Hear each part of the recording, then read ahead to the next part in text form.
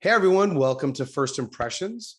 Totally excited to unpack another process or ad technology with you today and walk through with Ranard, friend from Beeler.Tech for a long time and looking for this kind of conversation. What we'd like to do, Ranard, is talk to you a little bit about your role, the company, and the importance of having a strategy around your users. One of the things I think I've learned from you over a period of time is that in the financial sector, your reputation is critical. So for you to have a good user experience, have a good ad experience, are one and the same. And so I kind of want to dive into that and so forth. So Bernard, with that, could you kind of talk about your role? Because it is actually kind of unique, I think, and something to dive into. Yeah, so this role came about maybe about 8, 9 months ago. We had a semi-reorg on how we want to deliver our campaigns and how our campaign management team is actually going to operate. So when I came into this role, I made a decision on understanding where I fit within the business. That was very important because I'm going to be interacting with our product team and slightly our sales team. We have a data team. And from the get-go, I made sort of a triangle, I guess. Let's just call it a triangle. A revenue capturing arm of the business, a revenue generating arm of the business, and a revenue delivering arm of the business. And where I sit is in the delivery part because, we have a team that's dedicated to generating product. We have a team that's using that product to capture the revenue. And since we're 95% direct sold, we need someone to understand the workflow and strategize how we deliver all of that revenue that we're capturing. And my primary focus is that workflow and that strategy for campaign management / traffickers and understanding what they need, how we can efficiently deliver the revenue. And not only that, I have to go into other teams. So we have the commercial product team where I need to go in there and make sure I understand what they're building in order for campaign managers to effectively deliver those products. And that communication between campaign manager and sales is crucial. And again, I've worked with our CRM team to make sure that communication is as seamless as possible. And I got it. So I think, and I want you to elaborate a little bit further, but there's an aspect of that I'm starting to kind of see emerge, again, depending on the size of your organization, right? There is someone in that kind of role that kind of helps just kind of go through those parts. But I'm seeing more and more, let's just say, smaller organizations starting to realize that having someone do what you do and just watch and look for those efficiencies and make sure everything is going is as important as just kind of like the roles themselves, right?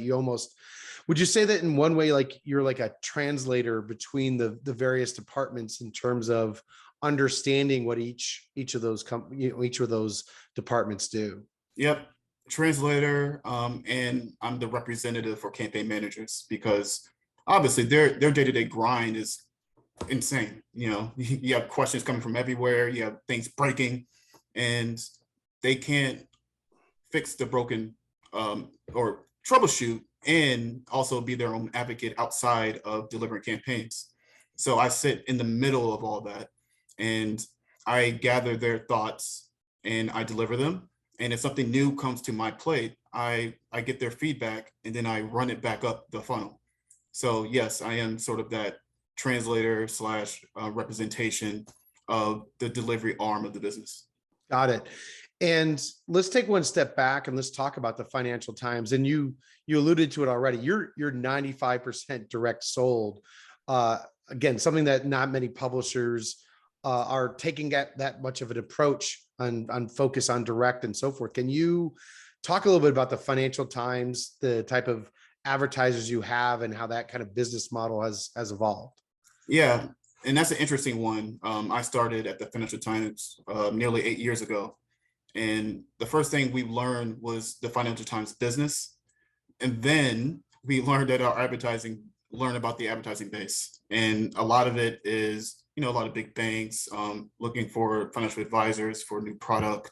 We do have a tech arm out in California.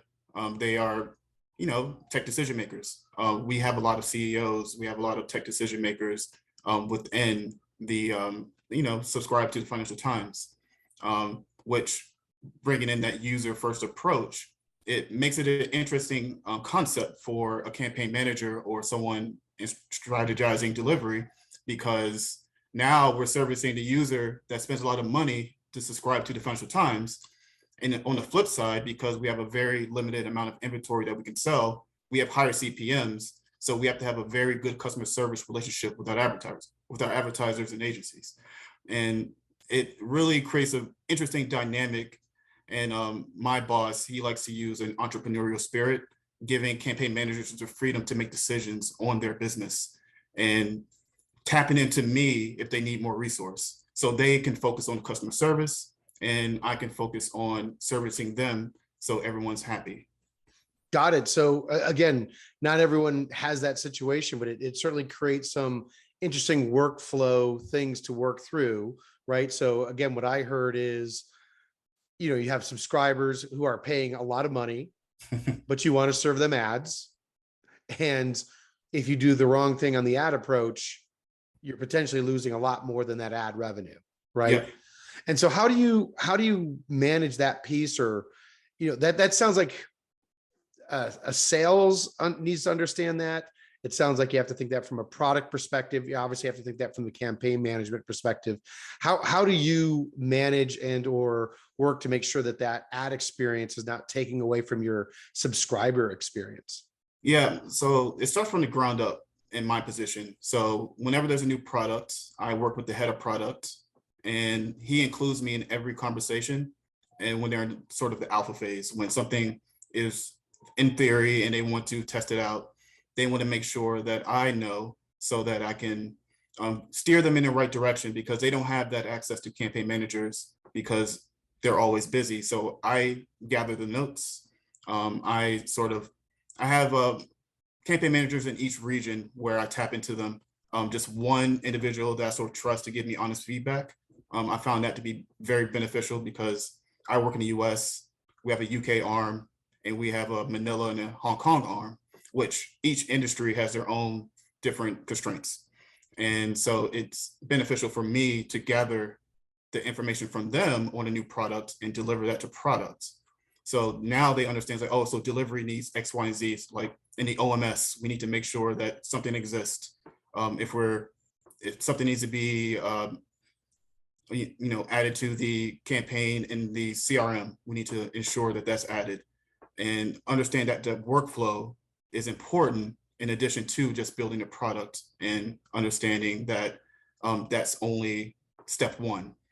Step two, once the product is conceived, that actually reaches to the editorial phase, where obviously you don't want too many ads on the page. People are spending a lot of money. We don't want ads breaking. So that actually is a very involved process on our part. There's something that comes to mind, and again, we've had conversations with NPR, who's also very particular about what ads run on their site. And I think that there's I'm formulating something here as I go here, right? Of almost this idea of this ad strategy with purpose, or with just an understanding of your user at a level that, I'm not saying other publishers don't do that. A lot of publishers think about user experience and the ad experience and trying to work toward that user first. But it is amazing when you start to hear someone, again, in your position, who is going like, I really have to go through this process. It's just not a matter of short-term thinking. This is long-term thinking. This is, I can't lose subscribers. And at the same time, we want to maximize revenue. So there's a balance, right? But the balance is very much tipped that user experience and that user first approach has to be kind of top of mind. Yeah, I like to call that balance positive tension. So if we're doing our job right, then we can go to editorial and say, hey, we're making a lot of money, a lot of revenue. You have to, give us a little something so that we can keep, growing our revenue. And the editorial team keeps us honest, like, no, this is too much. And And yeah, sometimes it can get a little testy, but I think in business, especially in our area of the business, you need that positive tension to keep each side of the coin sort of honest. I like that. I like that. I love that more of a positive approach of just again working toward the end goal, which I think is again why I like the role that you play of kind of tying those pieces together, or at least that representation, so that these conversations kind of move forward versus there being a conflict, which I've been at this long enough to, and you have as well, to know the conflict can be there if you want it, but positive tension. I think I'm going to start to use that. I'm going to start to use that phrase. There you go. I know as part of your process, and one of the partners that you work with is GeoEdge. Can you tell me, where does GeoEdge fit into that strategy and your planning? Yeah. So once we get a tag in, we actually, or code package or any sort of asset, we zip it through SpecHub. So it's just a way for us to proactively. So we like to have two different approaches: proactive and reactive. Our reactive approach doesn't really exist because we're 95% direct sold. So a site scanning option is beneficial, but it's not high priority. So we made a decision to go the proactive route, which is an upload QA tool, and we sent our specs to SpecHub. They implemented it on their system, and it runs. I remember once I had 100 different pieces of creative, and it finished QAing all those in a couple of minutes, and that saves our QA. It saves our campaign managers a lot of time, and we actually don't allow blocking tags on our site. And so I identified the ad call for IAS to flag us if we see it within the ad call, and we can go back to our advertisers before the campaign actually starts and get that out of the way early. That was one of the major benefits in the beginning. And again, that's an ad experience. If you don't want a blank ad on your on your page, and people see that, they think your site's broken. Right. So that's one piece there. So, that's interesting, right? I think for everyone to just realize that, again, with 95% of your creative being direct sold, you're still QAing the ads, right? This is about making sure that the ads do meet the high quality that you set, as you've said. So as I understand it, what you were saying is all those specs in terms of from like file weight to all of that stuff is in that system. Right. What kind of blocking tags, it picks up on all those things. You simply upload those creatives, it runs its process, kicks out a report, and then you can decide what you want to do at that point. Yep. Right. Oh, we can take it a step further. It actually uploads to our ad server at the line item level. And it inserts the macros for you. Once we identify where the macros are supposed to be within the tag, we sent it over to GeoEdge. They said they implemented it on their side. And that's one of the features where CM said if we ever were to move away from SpecHub or GeoEdge, they would probably come running with pitchforks and say, Ranard, what are you doing? Well, I mean, that's, what's interesting about that, right? In terms of what you were just laying out there are two components that you don't normally tie together that I think you're doing. And again, why I think this is a really interesting scenario to walk through. So one is maintaining, the highest quality, right, that you can with the ads. But two, your QA process is mostly automated, right? And then you're pushing it through to the ad server through that same tool, right? Like that's just like one, here, the ads are ready to go. Okay, push them to the ad server and away you go, right? I think that's taking a couple of steps that can typically be hangups when you're trying to get something launched, and speeding that up and creating some kind of efficiency there. Yep. And that's my whole job, is to make sure that that process is seamless, not just with QA. It could be reporting. It can be internal communications. That's just part of the reality of being a direct sold business. You have to focus more on the strategy around how we're selling something directly, dealing with clients, as opposed to using tech vendors to sort of accommodate that automatically. So it's more of, doing a lot of groundwork, and you know, cutting the edges and doing the yard work. But it's fun. You learn about a lot of different technologies. Right, right. The other couple other things on that, right? So when, let's just say something doesn't meet your criteria, the organization itself understands why you're pushing back, right? I mean, Mhm. if again, someone too heavy of a file or something is, blocking tags or something along those lines, do your salespeople or whoever interfaces with your clients understand the reason why you might push back? Yep, that's the sales and campaign management. I like to think of them as the sniper and the scout. Um, that relationship that they need to have, they're in it together. I think we do a good job of that. Having campaign managers have a voice within the campaign and directly feeding that back to the advertiser. We have a lot of trust with our salespeople, and that's trust built over time. Though it doesn't happen easily. Um, I came from campaign management, and it took, I cut corners, but I let my boss know that I was going to cut corners, and she trusted me. And I also made sure my salesperson knew that, like, I'm cutting corners. So if something bad happens, you need to go to bat for me. So yeah, it's that sort of relationship that really makes it fun. There's a piece of that, right? And you actually even mentioned kind of that campaign managers being entrepreneurial, right? And there's a part of this that's like the the rub of being in operations, right? In campaign management is, in one aspect, what you're doing is data entry. And at the same time, everything that you could do to make it more efficient is better, right? Like, and that's, I think, kind of where I'm, you tell me what you, when you said entrepreneurial, what you were kind of referring to. But what I think about, right, is someone who's sitting there going like, how do I improve this process?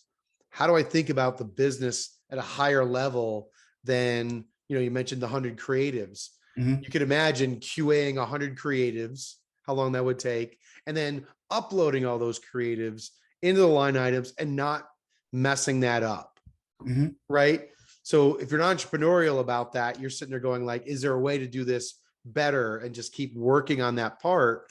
And the company wants to do that. I mean, that's kind of, I think that's kind of what your role has become, is because you were that person who kind of looked at how to cut corners or how to do this better. Yeah, I So, actually made a mistake in the beginning, just to elaborate on that. I tried to implement the same solution for the luxury team versus the finance team, and it just doesn't make sense. And that entrepreneurial spirit was them telling me, it's like, hey, this is the luxury team. This doesn't make sense for my business. Like, I'm not going to do this. And you know what? You're absolutely right. I should be able to tailor this to what your business needs. And same for the finance team. What your business needs is not what the luxury team needs. So it's up to me to strategize your needs and make sure that the systems work, accordingly. yep. And so, and then is that again how you've empowered? So your campaign managers, they speak up, they're talking about the process, they're helping, are they optimizing campaigns or giving recommendations based on what they're seeing in the process? Well, that's the aspiration. Again, we reorged last year, so I see this year as stabilizing the ship, making sure everything's in order. I think the real meat to this will happen next year. Um, that's where we're enabling our campaign managers to own pieces of the business, because it is a mindset change, not just from campaign management, but from sales, and me working with product and really ironing it out. It'll take a little bit of time because we did operate differently. Just last year it was different, and that's a testament to my boss and the head of campaign management. I see her as global head of campaign management, but I don't think that's her official title. But I tap into her a lot. Yeah. I want to circle back on, and first of all, I love that there's that kind of aspirational piece of, again, just where you can go with this. There's a part, I'll be honest, as I talk to a lot of people about how are we going to hold on to business as it is.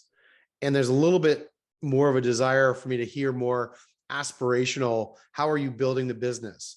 Mhm. Right. And so again, if you are able to take certain pieces of your business and a partner is able to help you do that, that allows you to do higher level things, and the company sees that, sales sells more, positive tension, you know, you have that particular piece to it. And then you're starting to actually go like, where can we go from here? Which I think is something I'd like to hear more publishers say, right? Maybe it's just us operations people who tend to always kind of commiserate, but I think that there's a piece of this of going like, you know, we should be building, we shouldn't be just settling into those particular parts. Right. And our aspiration is to be the best customer service individuals for not only our users, but our advertisers.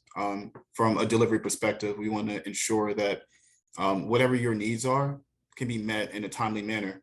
And in order to do that, we need to make sure that each vertical has what they need. We need to ensure, you know, reporting's turned around quickly, invoices are turned around quickly. And that involves someone in my position to do that for the entrepreneurs, because that's what entrepreneurs do. They build something and then they outsource a bunch of it to who the specialists are. And I am that specialist that goes out and does their bidding. And so they can focus on their business, which is servicing their clients. Got it. You know, you referenced, and we've talked a little bit about your subscriber base, and of course the importance of that. And you know, to me, what's interesting is, and I think you've heard me talk about it. Though your GeoEdge just talked about it, of this concept of user first, right? The idea of putting that, and again, that helps to think more long term, which you've touched on, and so forth. But I love, in fact, that there's a piece where your term for it is like subscribed user experience, not just user experience, but the fact that in your business, that subscribed individual is so critical. That really does seem to resonate throughout all the things that you're talking about. So, you know, my assumption is that is the strategy kind of going forward is, how do we grow subscriber numbers and revenue? And we have this ad piece that helps support and build out that model. Is that an accurate picture? Is there anything that I'm missing, or any nuance to that I'm not hitting on? No, that's pretty much it. That's how we train individuals. Salespeople, they get trained to understand our, you know, subscriber base, our user base. Campaign managers, they need to know who our users are, because we have to target them. You have to be nimble in our targeting, because again, we have limited scale. There are a couple of times where people wanted audience targeting, and I will let my salesperson know that, you know, we just don't have enough to accommodate. But if we bring them in, and if you're willing to have the conversation, I can reallocate the impressions to contextual targeting based on what these individuals are probably reading. So, and well, a little contextual and behavioral targeting in there, but a lot of times that works. And in order to be solid at the Financial Times, you have to be nimble in your thinking and understanding behaviors of our subscriber base. That's great. Yeah, I love it. I mean, again, it's tying a lot of pieces together. And I think that the idea of having an advocate for the campaign managers, you're spending your time working with those other departments, tying that to the subscriber business, to the long-term thinking, to efficiency, are all things that are going to pay off. And so I look forward to a future conversation, Ranard, to discuss kind of how things are going, and you know, your learnings along the way. So Yeah. Ranard, thank you for this conversation. I really appreciate your time. Yeah. Thank you for having me.